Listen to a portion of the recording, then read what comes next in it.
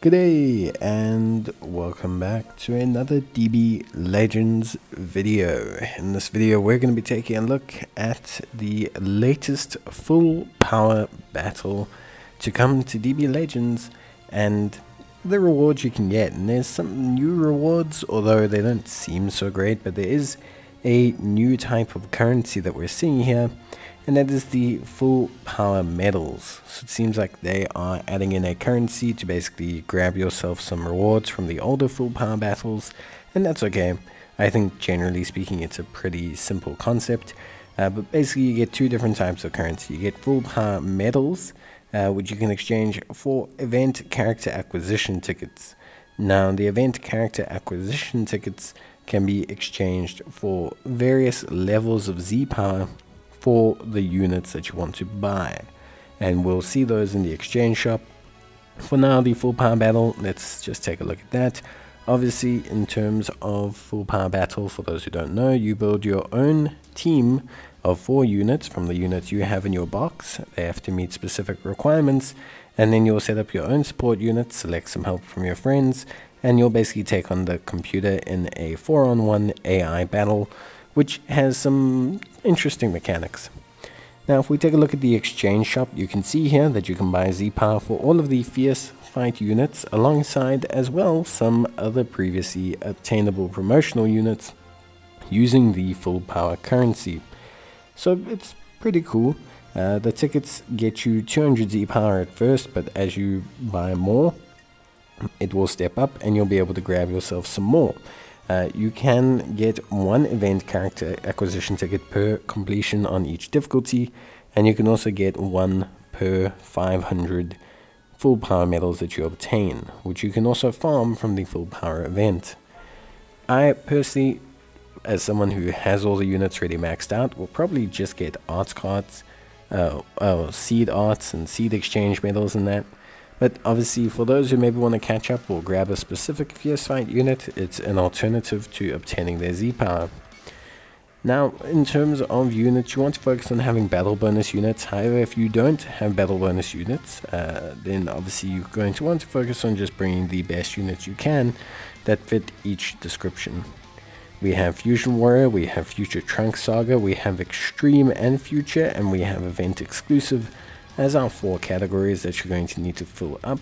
And after you've done all of that, then your team will be set and ready to go as you want to tackle the event.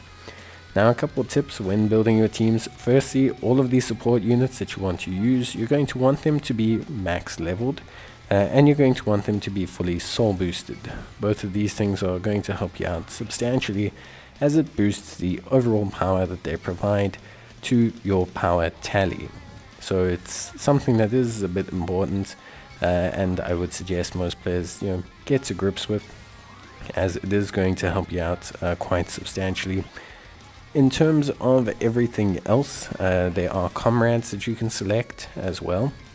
Highly suggest that you look for the best friend comrades that you can, and again try to prioritize comrades from your friends that have battle bonus capabilities, as once again these are going to be ones that are going to help you out in terms of your performance.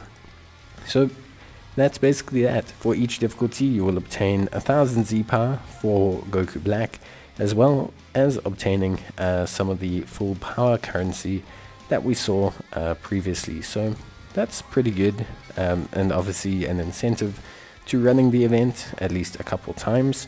However, of course, there is, always, like, it's going to be case by case scenario. If you're looking at just picking up all the arts cores and seeds and everything, I think that's obviously a great use of the event and its currency. If you're catching up on Z-Power, that's also a great use. It's just going to depend realistically on where you are in your journey in Legends and how many of the Fierce Fights you've done. I think it's nice that they are providing an alternative. I think it's nice to have alternatives that can assist players a lot, but I think at the end of the day you also kind of have to assess how worth it is for you to grind these, instead of just like going and doing that unit's full power battle anyway, at least for me. Now, obviously, full power battles, for those of you who don't know, or those of you who maybe have never done one, but basically full power battles are essentially like inverses of raids or hyperdimensional co-op to a certain extent. Basically, you want to save all your high power damaging moves for this phase when the boss has their shield up. You're then going to do all of these moves to help to break the boss's shield, and by breaking the shield you're going to be able to then do big damage to the boss. So instead of like the usual where you would wait before you take out the boss's shield and then use your Rising Rush, here you're going to use your Rising Rush as well as save and use your all-out attacks. These all-out attacks have little glowing white or gold borders around them and have no key cost. You get a strike one and a blast one, and you can only hold one of each at each time. Beyond that, you can save your special moves and main abilities for this phase, and before this phase begins you're going to have to dodge some AoE attacks so that you can actually, get to this phase. Beyond that, honestly, not too much else that you need to know. A lot of it's going to depend on the power of your team. In general, I think a lot of it's going to depend on the power of your team and just like your units and gear and just everything in general. But yeah, overall, I would say pretty straightforward.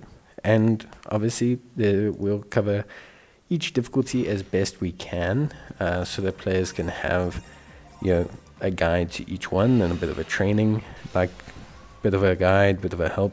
But yeah, depending on farming, it's honestly going to depend more on how much you need, like the seed exchange medals and things. But yeah, that's basically going to be it from me.